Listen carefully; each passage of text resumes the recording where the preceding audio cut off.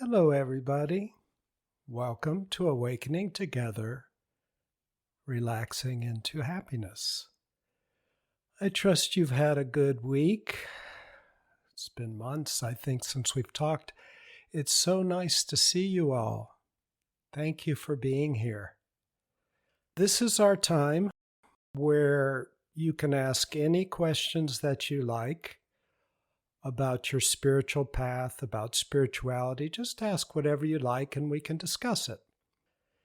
The way you do that is you type that in the box at the bottom, type in your question, and then I'll see them and we'll talk about them along the way. Hi, Jennifer. Hey, Jen. Yeah, I missed you so much too. I missed you all. Hello, Patricia. Yeah, everything's been doing well. It's been quite some time. It was just good to sit quietly. And also, there was a lot of stuff going on in our lives. Hey, Jules. Welcome. First time. Therese.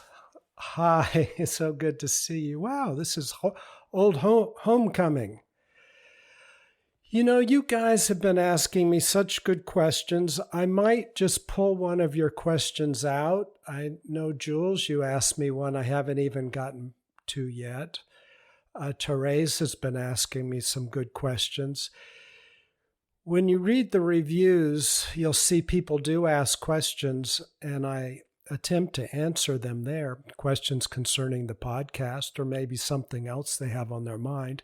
So those reviews can be very, very, very interesting and deepening.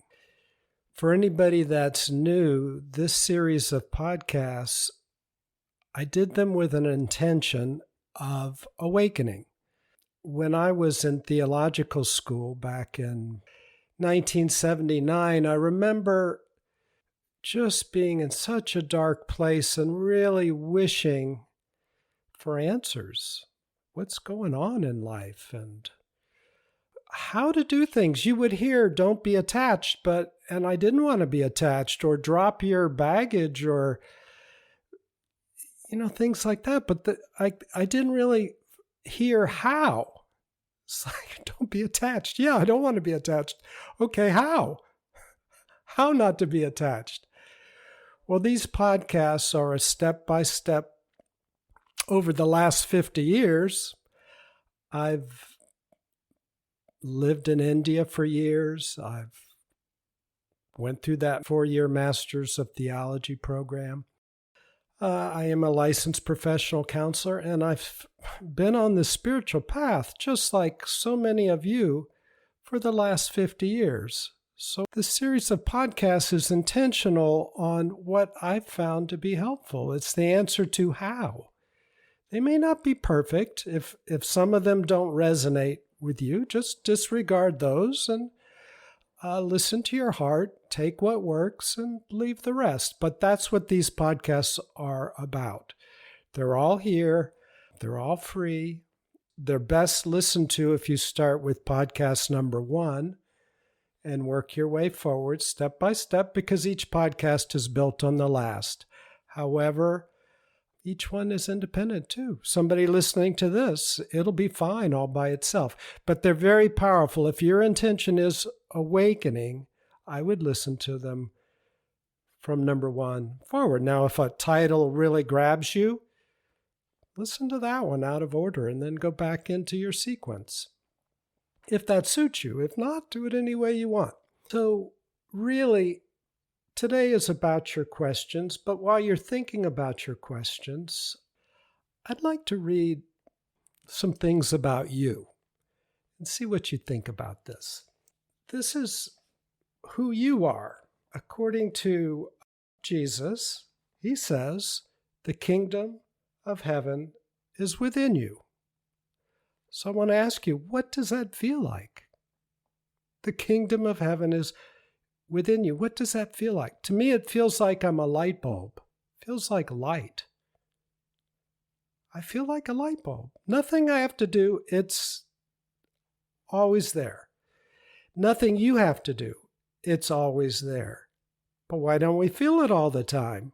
Well, we're clenched down and blocking ourselves sometimes. Nothing we have to do to be the light. All we have to do is quit clenching. How? We'll talk about that. We have talked about it in all the prior podcasts, but maybe we'll talk a little bit today, more in a different way. How about this? By understanding the self, all the universe is known. By understanding the self, all the universe is known. That's the Upanishads, Hinduism. God dwells within you, from yoga. Yoga means union with God. All these are the same thing. Atman, which is the individual consciousness, and Brahman, which is the universal consciousness, are one. God is you. That's the Vedanta, which is the core of the Vedas, deep Hindu teachings. Look within, you are the Buddha. Buddhism. Heaven and earth and human are of one body. Neo-Confucianism. Those who know themselves know their God. Islam. The soul is the embodiment of the divine within. Judaism. There is that, your inner light, of God in every person. Quakerism. The Father and I are one. Jesus. But he said you're the same as him. That was his whole purpose.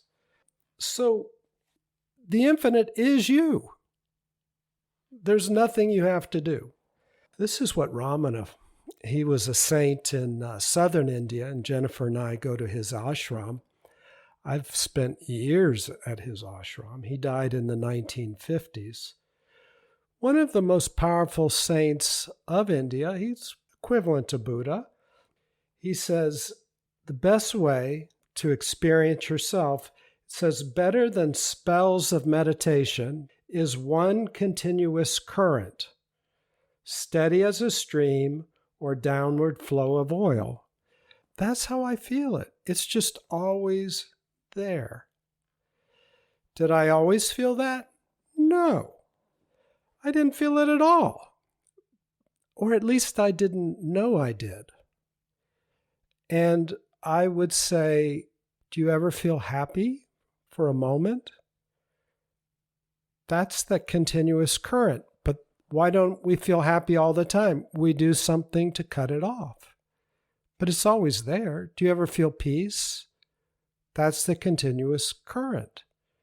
That's your infinite. It's no different than that. Joy, happiness, love. Ever feel any of these things? You're there. It's that simple. That's the infinite flowing through you. Well, why isn't it a continuous stream? Why? We cut it off. Because I'm a psychotherapist, periodically I need to do continuing education. So I've just been going through a continuing education cycle, among other things.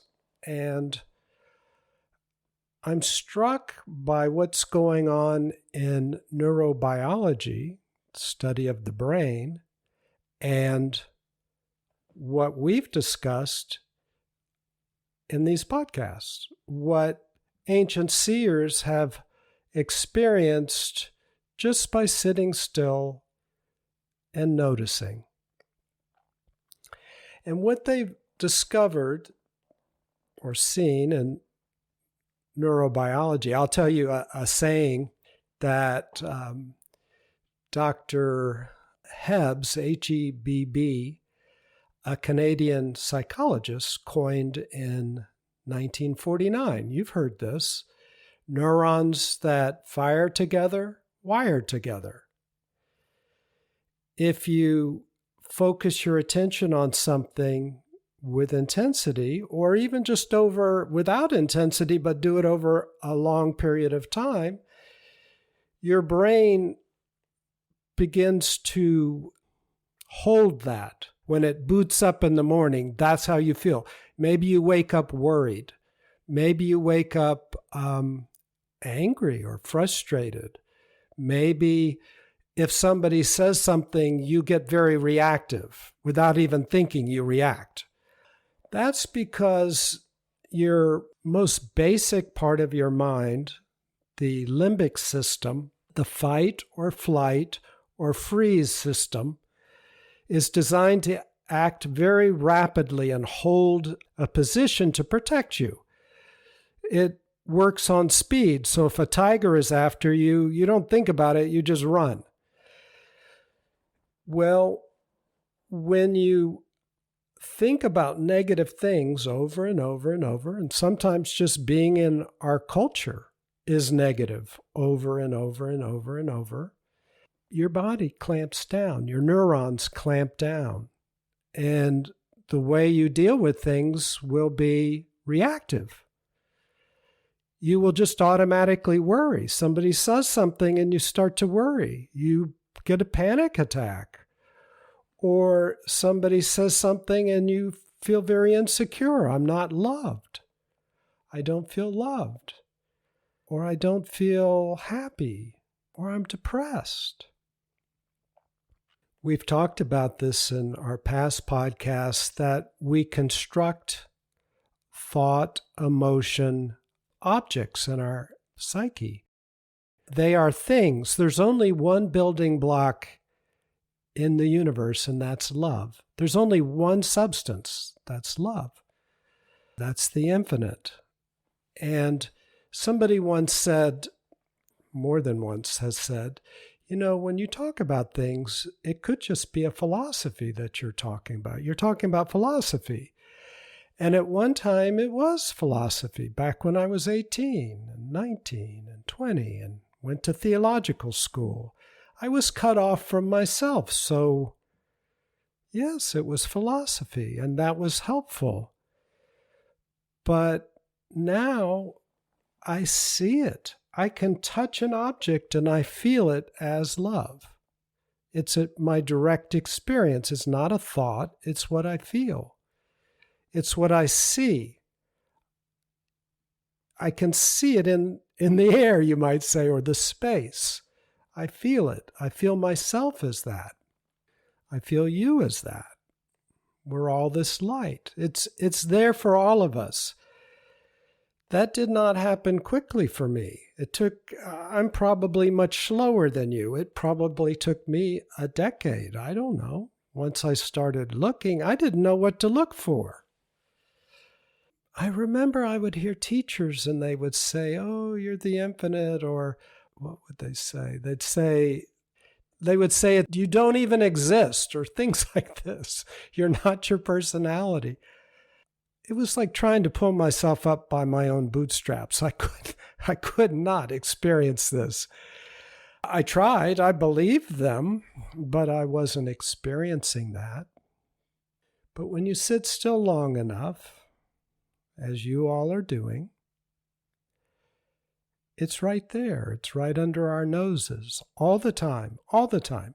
Like if I look at my hand and my hand disappears, I'm still here. It's that awareness that's looking at that hand. That's who I am. That's the infinite. If I'm looking at a thought inside of me and the thought disappears, I'm still here. What is that awareness like? I know many of you already experience this. But if you don't completely, it requires sitting still and putting your attention on the awareness that you are. Put your attention there.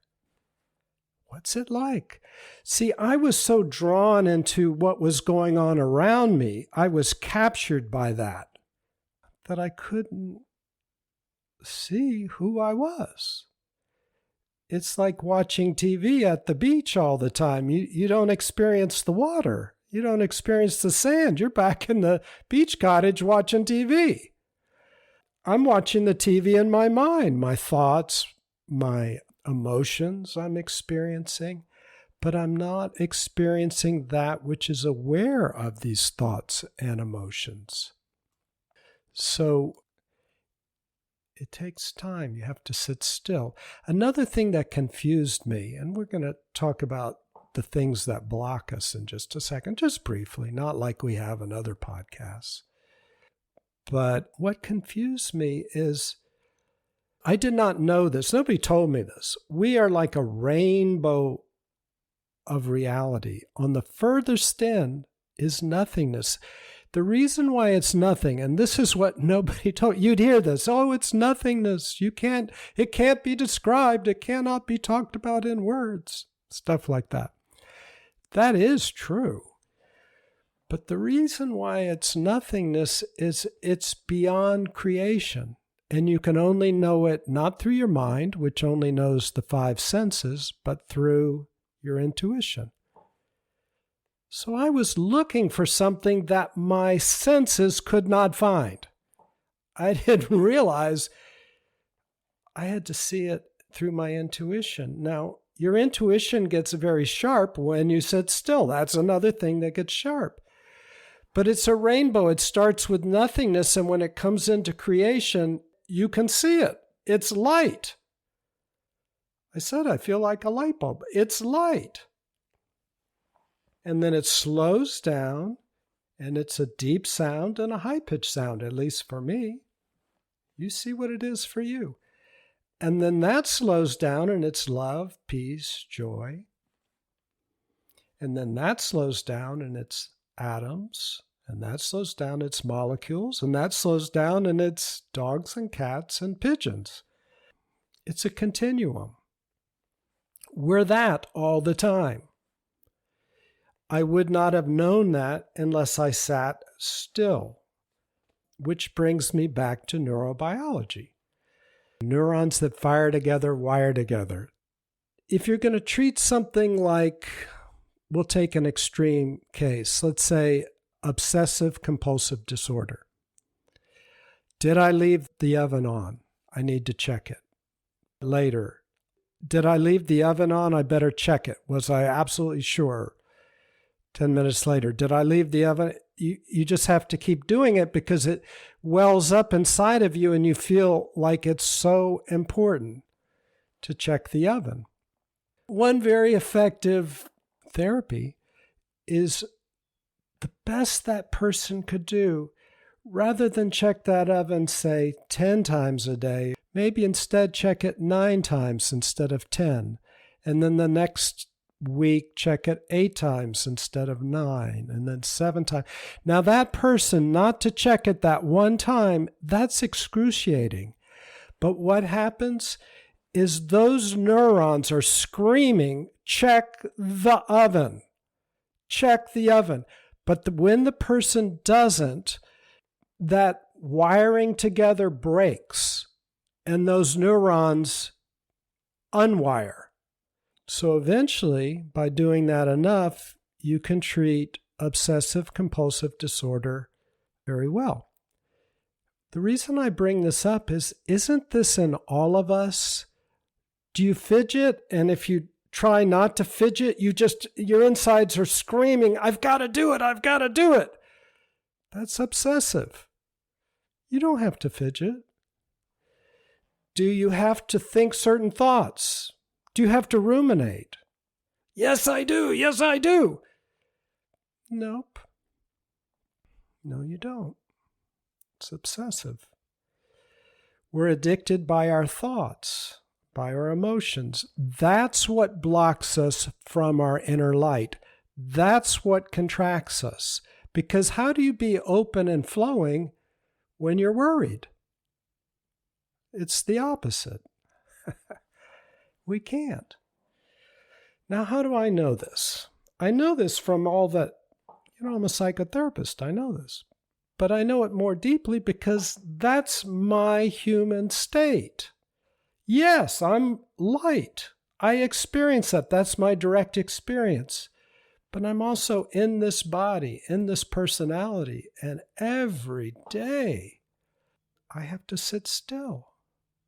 I walk in nature. I open back up because I experience the same things everybody does. Every human being experiences this. Whether they tell you they do or not, they all do. Jesus experienced it. Buddha experienced it.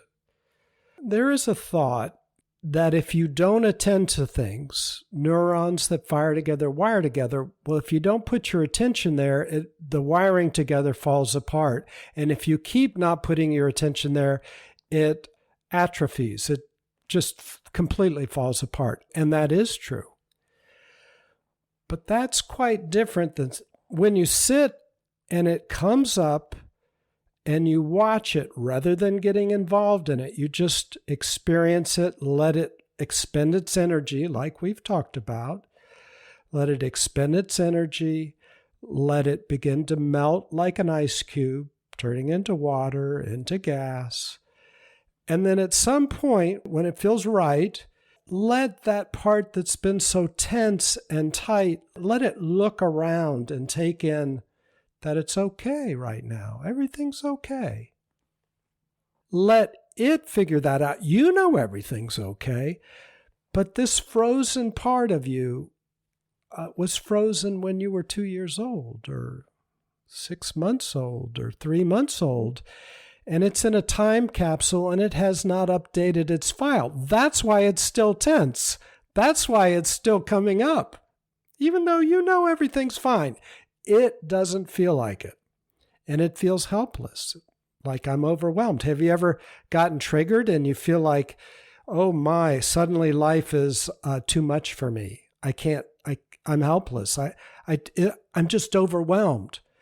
Because that which got triggered comes up from an age when you were very small and helpless. And part of the complex of emotions that are coming up is one of helplessness, which you were at 1 year old. So it comes up and you feel helpless now, even though you're not really helpless. So when you watch it, you let it expend its energy, you let it melt, you let it look around and breathe in that it's okay. Maybe you touch something around you. Maybe you move your eyes back and forth and just stay connected to the present. Look at this tree or that light or this bird or whatever is around you. Stay connected and just don't jump back into the feeling because you don't want it to wire together again. Let it fall apart, just like an obsessive compulsive disorder person would. We all have this disorder in a sense. So do that. And it melts and it disappears. Now, if you don't do this, and this is what I'm getting to, there's this thought, well, okay, if you do that and you're not using that pathway, it does atrophy and die. It's expended its energy and it dissipates. But what if you don't do that? What if you just say, I'm not going to think about it? I'm just going to push it down, or I'm aware of it, but I'm not going to put my attention on it because I'm going to just let it atrophy and die. You don't let it come up and expend its energy. In my experience, and you check for yourself because I'm just telling you my experience is it stays alive because that energy's there. And my theory is when you see one of those highly awakened gurus go off the deep end and do crazy stuff suddenly, I think it's because my theory is perhaps they push things to the side with the idea of letting it disappear, but it never expended its energy, so it eventually pops up. They get engulfed by it, and they start doing crazy things. It wasn't integrated. Anyway, that contraction is what blocks us from the flow, our flow. So your true self is a flow. It's not a contraction. But you can experience both at the same times, like often I do. When I say that I feel in the morning, I always meditate. Every morning I do yoga, I meditate, and I walk in nature. And things relax and release. And now I'm flowing again. Will I just get where I am flowing all the time, like Ramana's talking about, a continuous flow? I am, but I also have the contraction. Will it be where I'll never have that contraction? I don't know. I can say through the years it's gotten less and less and less and less, till now maybe it's only 20% of what it used to be. So that all by itself is wonderful. My life feels night and day different. And I feel the infinite in me all the time. My goal is awakening. I want to be myself. How do you live life if you're not yourself? I want to be myself. That's another word for self-realization or awakening. So that all by itself is all I've ever wanted. However, as a side effect, as I get clearer and clearer, you do experience what other people might call miracles. They happen as a side effect. They're not the goal. They just happen. You don't expect them to happen. They happen. Jesus had them happen all the time. And I don't know how intentional you can be with them. I think you can be. But in my experience, they just sort of happen. You think something and it happens, maybe. You can listen into past podcasts, but I talk about some of them. Glasses blowing up in my hand. I went to a coffee shop. They're blowing up in my hand until they would only give me paper cups. I didn't expect that. Jesus appears to me. I didn't expect that. He's with me every day. He's with me now. I can see him. We're one.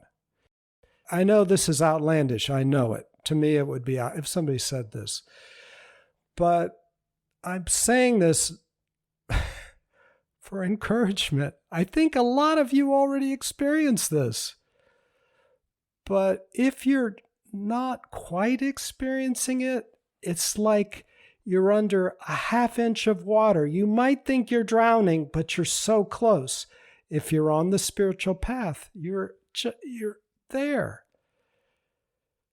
It's just letting these layers dissolve off, dissolve off, dissolve off. And you're there because you're already the light. I got a mala, one of these from Karuna Maya, she's a guru. And I put it on a picture of a guru. And I just had it turned to dust. Now, I didn't say this has anything, none of this am I saying has anything to do with me. When the glasses blew up, I was with my guru was sending energy through me. When the mala turned into dust, I didn't know what to do about it for a month. I didn't even believe it. I brought friends over. What happened here? Did a bug get it? Eat it somehow? No.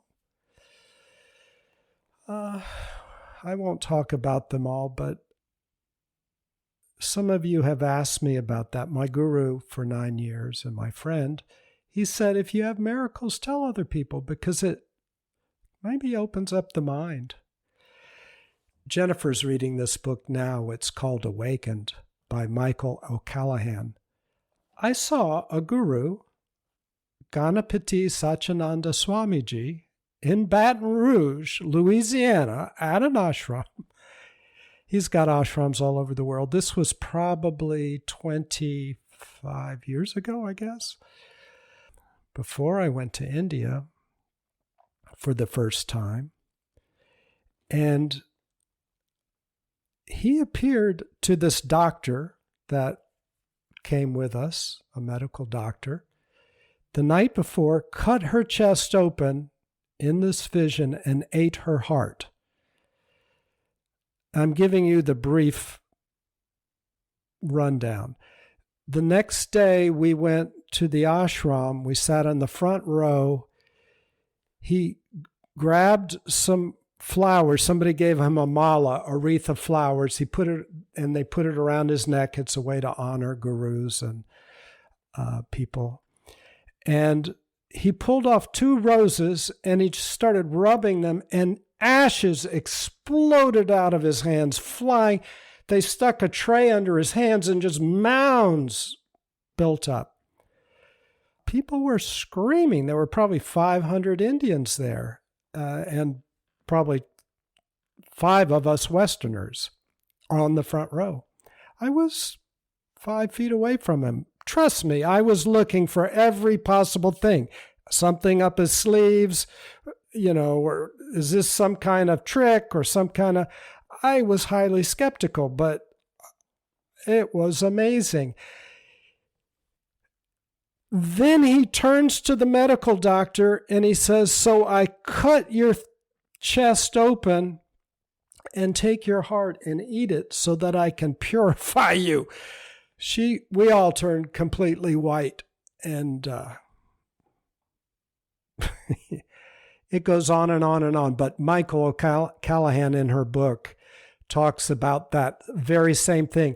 I'm a character in the book. I'm between chapters 22 and 28. And she goes through that very same thing. My name in the book is Christopher, but I was there with her. She's a psychologist. I was sitting right next to her, between her and the medical doctor.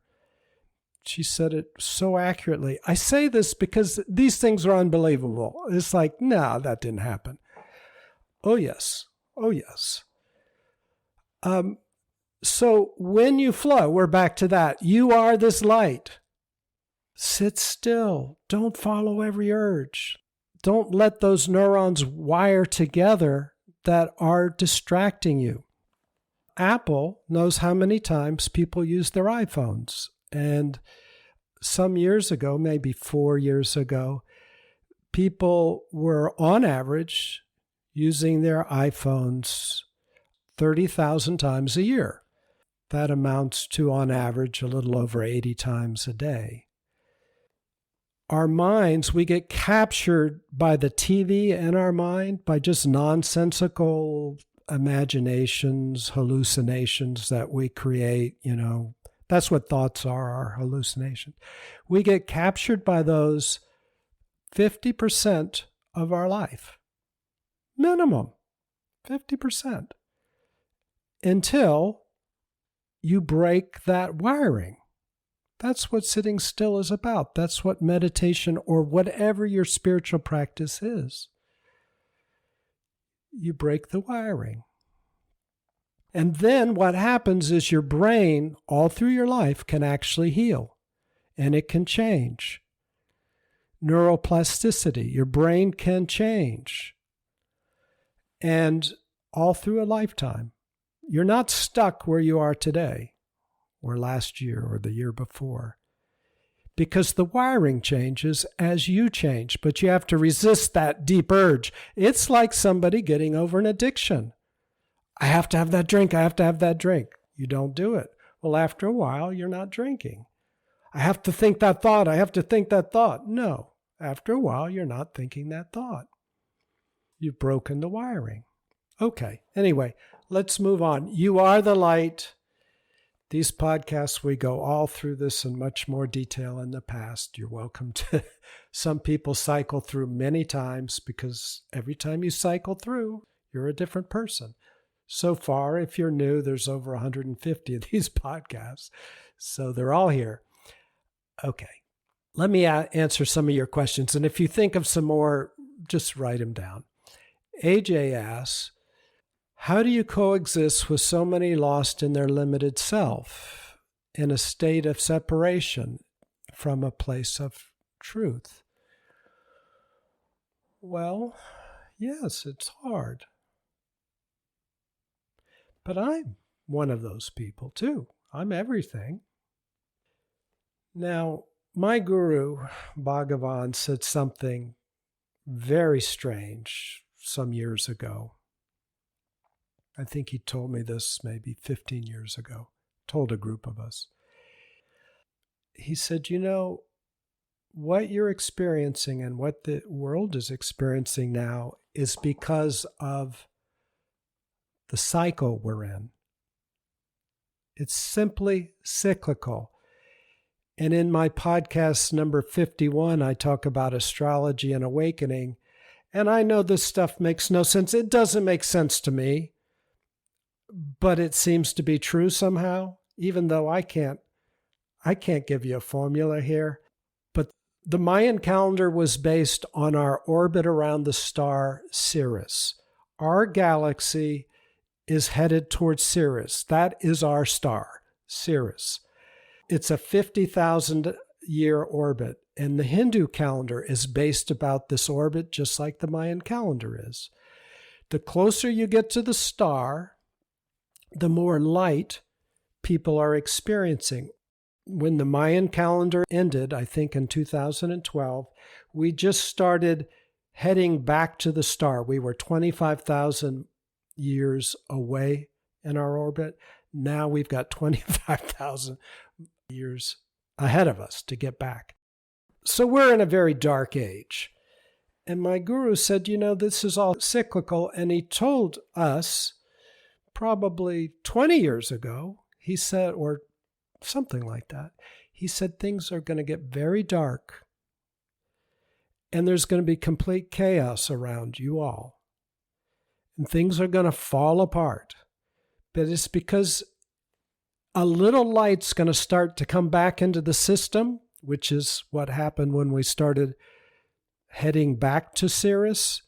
Think about it. Daybreak is just a little tiny bit of light. It's pitch black and the sun's not even up, but you can start to see a little something. Dawn.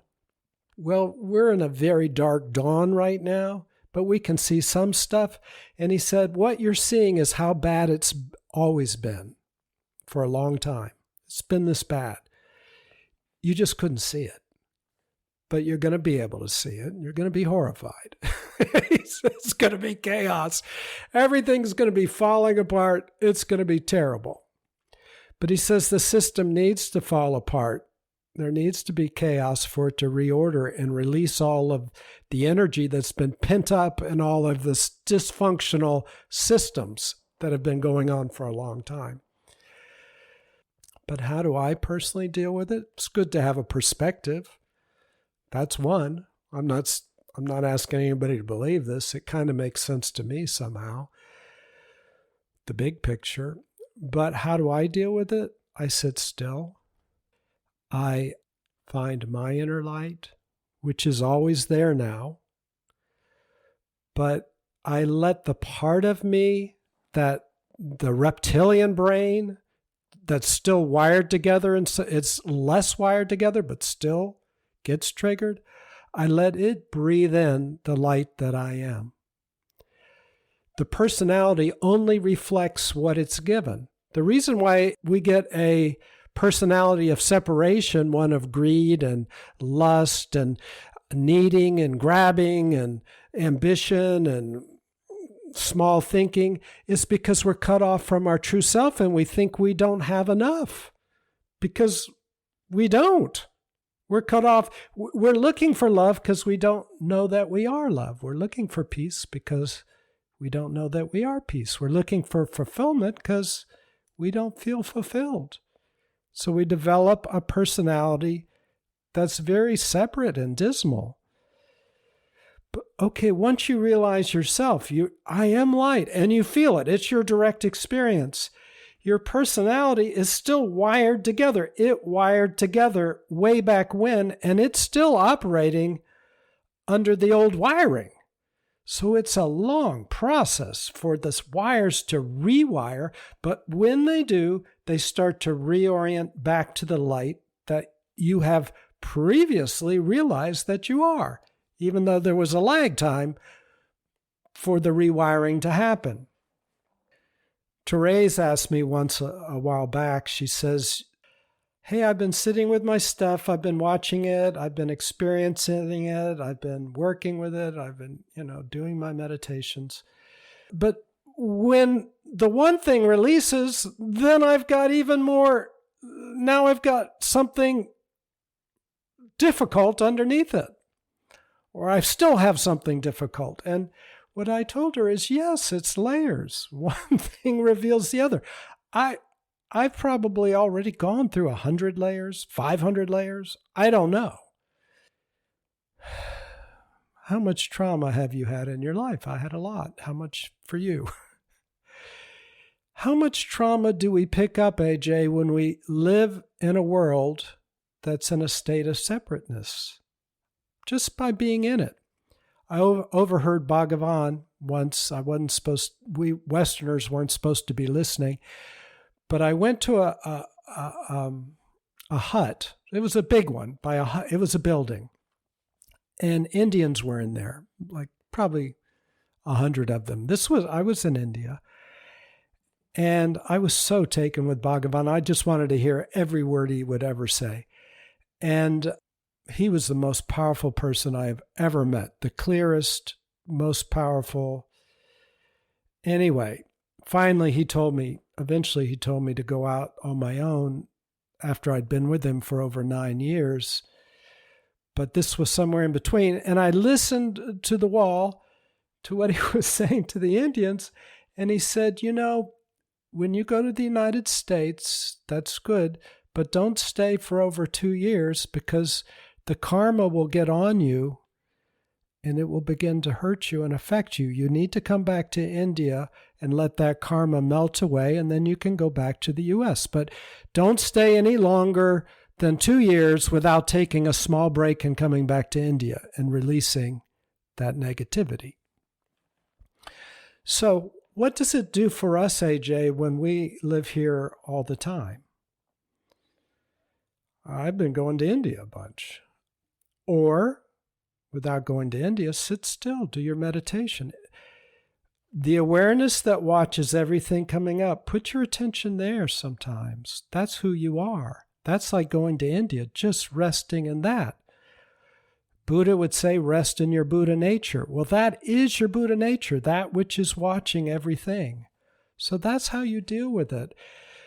Somebody asked Ramana, he was the guru down in South India, Tiruvannamalai, asked him, Ramana, this was in the 40s, I guess, during World War II.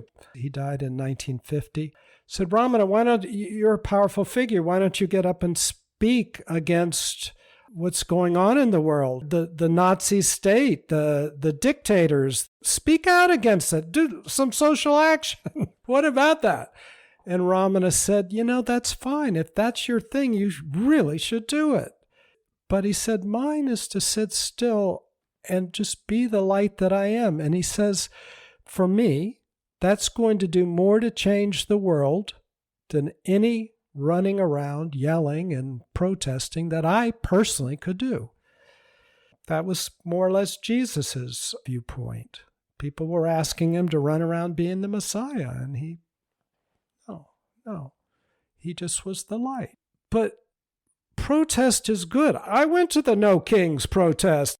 Yes, but more importantly, I sit still and I experience the light that I am. Both it is better for me, but it heals everybody around me somehow. When Bhagavan's energy was coming through me for those 9 years, it was so powerful. People sometimes couldn't get up off of their chairs, or they had to lie down on the ground because that energy was coming through me. From him. It wasn't me. I thought it was me, but it was from him, as I found out. These miracles would happen spontaneously around me, and I noticed over a period of time, first I thought it was a coincidence, but people would ask me, or they would confide in me, this is going on, or this is going on in my life. I'm also a therapist, so people would just tell me stuff. And then I would notice sometime later that they would say, oh, this thing cleared up. Oh, it just sort of isn't a problem anymore, or it disappeared or something. This is the inner light that you are. When you rest in your inner light, you heal the world. I didn't mean to. It just is a side effect. Maharishi Mahesh Yogi, with his transcendental meditation, said that when something like, 1/100% of people meditate, crime goes down in an area. Bhagavan said when one family was enlightened, it affected 100,000 others. So it's all good. We're a continuum.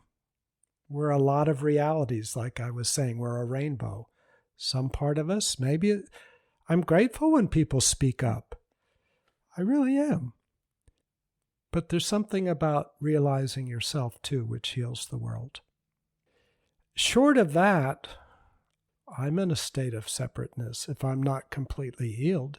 I'm the problem I'm trying to heal. It's me.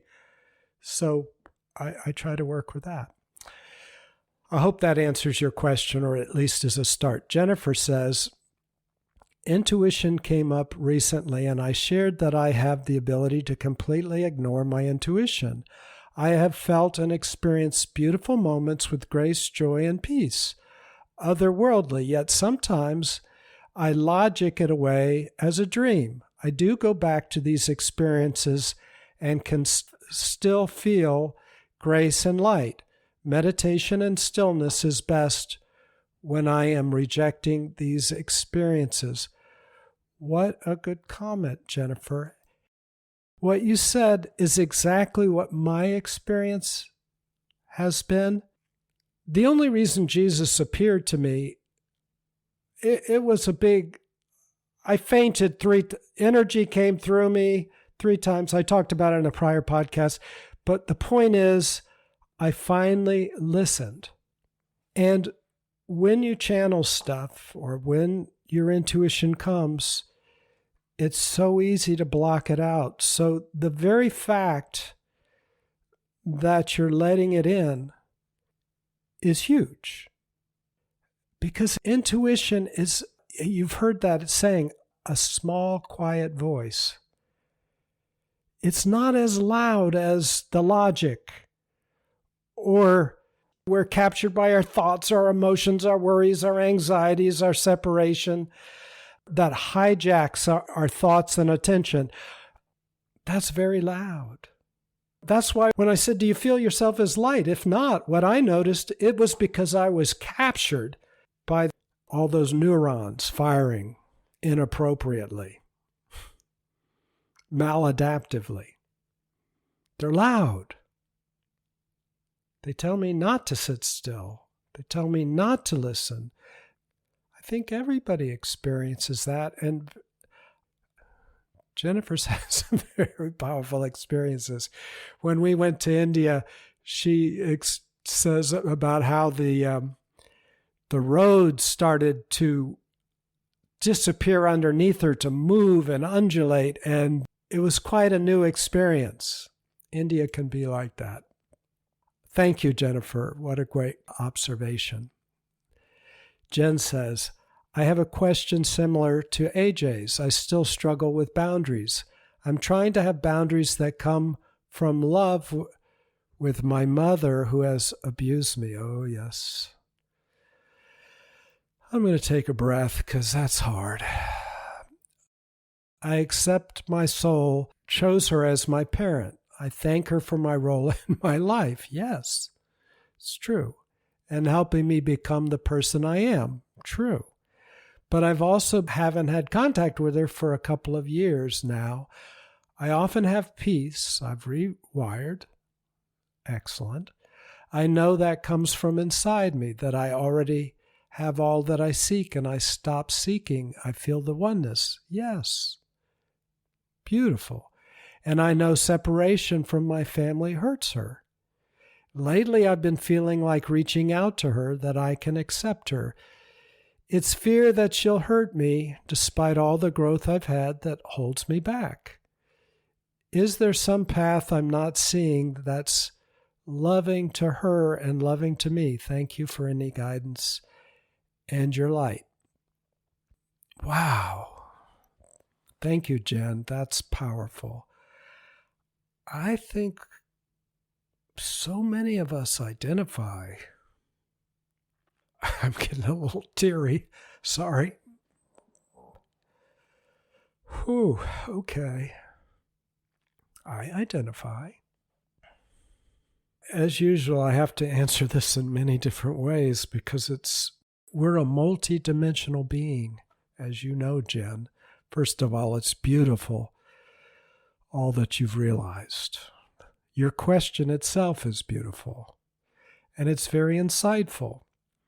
As things rewire, it takes time, and it's like somebody that's an alcoholic, and in some sense, we all are, whether it be with our thoughts, our habits, whatever,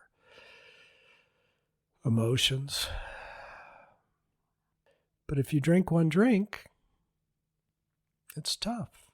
You re-stimulate everything that you've worked so hard. So your thoughts are accurate. Should you see your mother? I don't know. Maybe. But it will likely throw you back. The old rewiring will scream like somebody who is not drinking anymore. It's screaming, have a drink, have a drink, have a drink. Al-Anon and things like that are very healthy because at least you can get around other people. Groups are healthy. Seeing a therapist is healthy. Having good friends is healthy. So you can talk to them and process some of this stuff. Remember, none of these podcasts are psychotherapy. I'm not saying this for you, Jen, but just anybody that's listening in.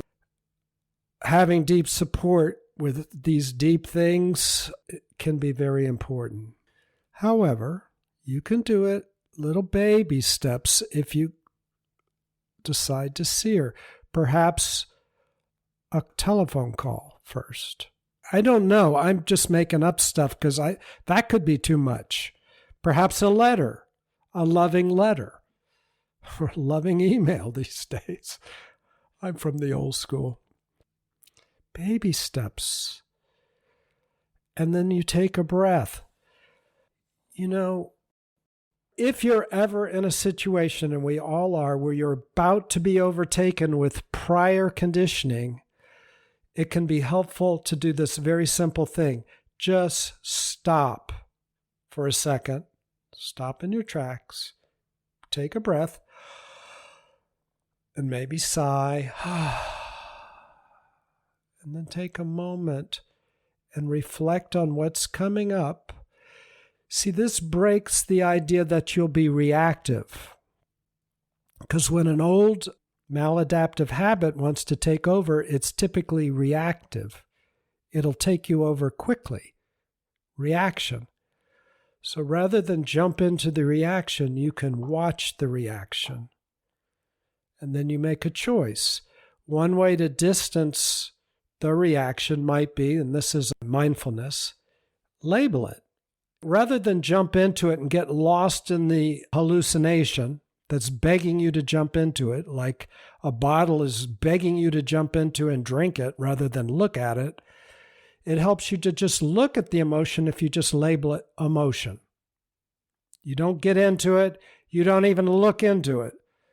You just label it emotion. Or a thought.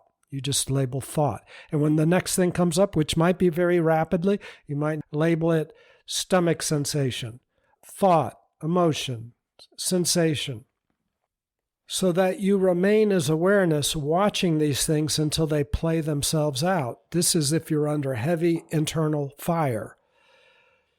So I don't know what to tell you, Jenna. You're not missing anything as far as I know. I would just start very small baby steps and then take a breath after you hear back. Be with it and let it go. Honor your awareness and who you truly are rather than the story of what you experienced in the past. I'll tell you one other thing that might be helpful. Anytime you retrieve an old memory and you bring it to the present and in any way you contact the present, say you touch the desk or you look at a tree, and then you let it go, or you don't. You change the chemical makeup of that memory, the way it's encoded in your brain.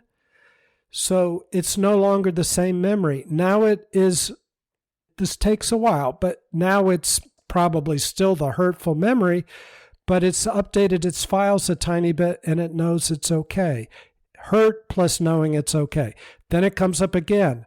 and maybe it's 95% as strong as it used to be. And then you talk to a friend about it. Well, now you have a different perspective. Maybe at one time you had a perspective as I was so weak and fearful. And I'm not talking about this situation, but just a weak and fearful memory that anybody might have. Somebody might point out to you, well, actually, you were very courageous to attempt that thing at all. To get through it at all took courage. So now when that memory goes back into your brain, it's encoded fear, feeling weak, but I was courageous also. It's different. So every time you process something, you change that wiring even more deeply. So however that helps, or maybe is just a beginning, I hope it helps, Jen. Thank you. That's pretty powerful. Therese says forgiveness in relation to Jen. And yes, forgiveness is one layer and so important. And it sounds like you've done a lot of that, Jen. And I think that's what Therese is referring to, but it's multi-level. Lots of things happening at the same time. AJ, surrender. Yes, surrender is, I think, what you're already doing, Jen. But there's this involuntary re-triggering that goes on that Jen is referring to, I believe. And that is a thing. It takes time to rewire. So yes, surrendering is the backdrop and the core, and so powerful, and exactly what does happen. The very first time I saw Bhagavan in India, 2004, I talked to him personally, and I told him that some people were doing sort of violent things to animals, and I would talk to them. They were fishermen on the beach, and they were just catching fish and killing them. They didn't even want to eat them. They would just knife them, cut their heads off, throw them away, where they had the option to just throw the fish back into the ocean. And they just would do it. I don't know. People would run around the beach with baseball bats and hit crabs and kill crabs because it was fun. It bothered me so deeply. And I talked to Bhagavan and I said, I just have to talk to all these people, but it's very painful. And I keep trying to tell them, don't do it, don't do it, don't do it. And he said, you know, in oneness, where he is all the time and where I wasn't, he says, somehow you see it's all part of a whole and it's okay, even though it's not. It is. But he says, you're not there now. That's not where you are. So you need to do what you need to do. Go talk to the people if that's what you need to do. Until you don't. He didn't tell me, just be in oneness, just because I wasn't. Now, Jen, I take it, I don't know, because this is a limited forum, but it feels like you've done all these things on all the levels, and you're still aware of the reactivity that still looms a little bit, at least in the reptilian brain. That's why I'm saying take baby steps, maybe a letter or an email or something, and then take time to process it. And then if and when you're ready, the next step. Or talk to a friend and get other perspectives. Therese, wish I had to heal my relationship with my mom. I was told to pray for her and get a picture of her as a baby and pray for that little innocent soul. It helped. Well, Therese, that is beautiful, and that does help. So, Jen, you may have done that, but if not, thank you, Therese. That's at the core. See the person as a baby. Even if you're with her, see her as a baby who maybe had difficult parents. I bet she did.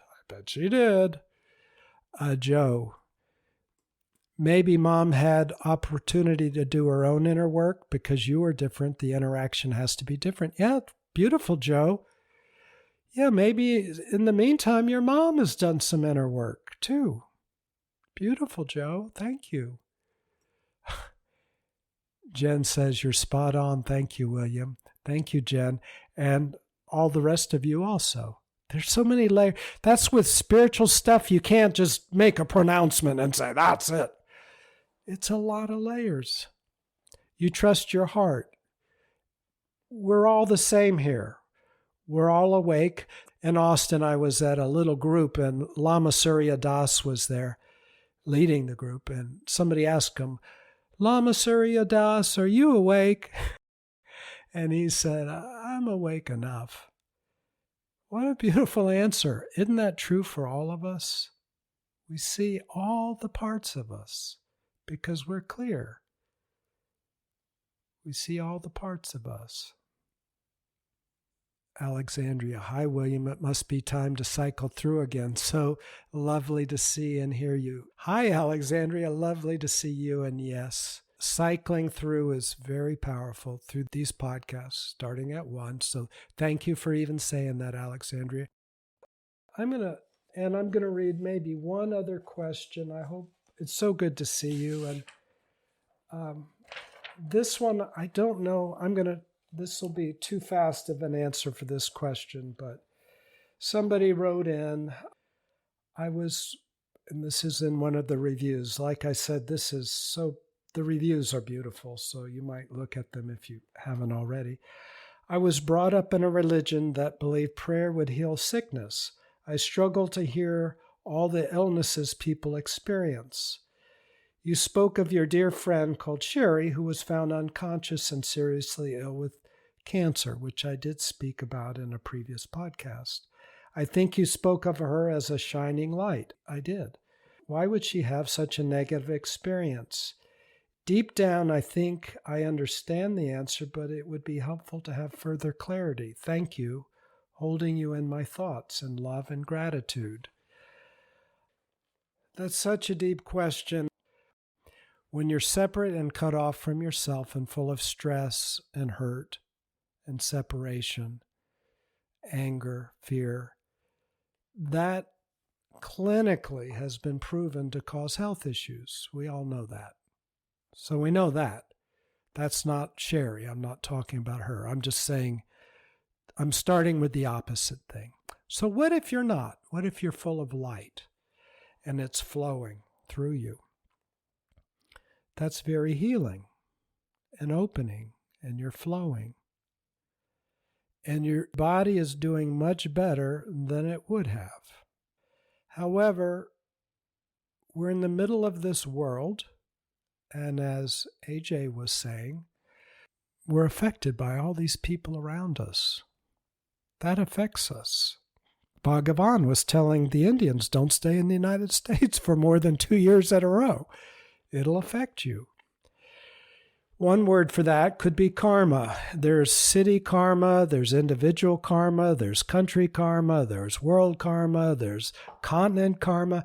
We're influenced by the water we swim in. We live in the United States, we're influenced by it. The very first time I was with Bhagavan, a lot of stuff happened telepathically. And you could ask him, he was just showing us stuff, just trying to teach us. But you could ask him for things you wanted, like miracles. I was wearing glasses at the time, and I asked him, I'd like you to heal my eyesight. And telepathically, I heard him say no. I met him in person for the first time, face to face, in a small group for the first time. There was probably 8 of us. And I asked him, I said, Bhagavan, can you heal my eyesight? Because he was in person. I was talking to him then. Before it was telepathic. And like Jennifer said, part of your mind goes, yeah, am I making this up? I don't know. Your logic, you want to believe it, but you screen a lot of it out. So I asked him in person, can you heal my eyesight? He said, didn't you ask me this before? I said, yes. I was kind of shocked he said that. I said, yes. And he said, and what did I say? You said no. He says, so? So he couldn't, or he would have. At another time, he told us all, he said, somebody will ask me for something and I will picture it in my mind. And if it stays there, I know it will happen. And if it disappears, I know it will not. Remember, there is ultimately no individual us. It just feels like there is because we're seeing through the lens of our personality. But I also, in the spectrum, feel myself as oneness. I experience myself that way too. And as an individual, all of it. When I look through my personality, it's like putting on a pair of sunglasses. I experience life colored by those glasses. I experience myself as an individual. When I let go and I feel intuitively, I experience myself as oneness. So we're on a lot of different levels, but ultimately there's only oneness. That's the core. And oneness means everything fits together perfectly. There's a reason for everything. And it can't be, everybody is not designed to live forever. There's a purpose. Now, Sherry, I went and stayed with her for about 3 weeks, and I would sit with her. She she did pass away. She lived in Austin, where I lived for 30 years. Jennifer and I are here in Tallahassee. I went there for about 3 weeks, and I stayed there, and I just would be with her. And she was not upset about passing away. That might be my story, that she would be upset, but she was not. She was ready to go. So there are many layers to this. She processed everything with such equanimity, peace, love, and light. If anything, she was a little impatient to move on to something deeper. I guess because she is so much light, as are all of you. So it's a very complex answer to a very complex question, and a very good one, Jules. So thank you for asking it. I'm answering it here because it's harder in the reviews to answer these very good questions, but I try my best. Thank you so much. Thank you for your questions. I hope we can do this again relatively soon. And thank you. It's so good to see you all. You all are doing great. I don't even know what to say. It's just, you're perfect. And anything that would say otherwise, watch it. Begin to let it open up. Relax, release, and let go. Sometimes it takes its own time, or always it takes its own time. So this is not something that can be done by willpower. You're fine, whether it goes or not. It took me a long time to get used to centering in my awareness, that which is aware of everything. So if you're not completely centered there, practice that. The part that's watching everything. Just label everything so you don't have to deal with it. Emotions, thought comes up, thought, sensation, emotion, another one comes up, emotion. And that just takes your mind off of it. It's like a mantra. And keep your attention on awareness a bit. Now, if your inside scream, no, it's too much, no, I want to do something else, I'm too jumpy, I'm too fidgety or something, remember that's your old personality wired together. Neurons that fire together, wire together. So you want to break that. So if you could just, like they ask people with an obsessive compulsive disorder, if you could just resist that for a moment longer before you jump into some other thing, just for a moment. No. Maybe a few neurons, or definitely bunches of them will start to unwire. Next time it'll be a little easier. Thank you, Jen. Thank you, Jules, Therese, Jody, Jennifer, everybody. Thank you. Love to you all. I look forward to next time. Take care. Bye.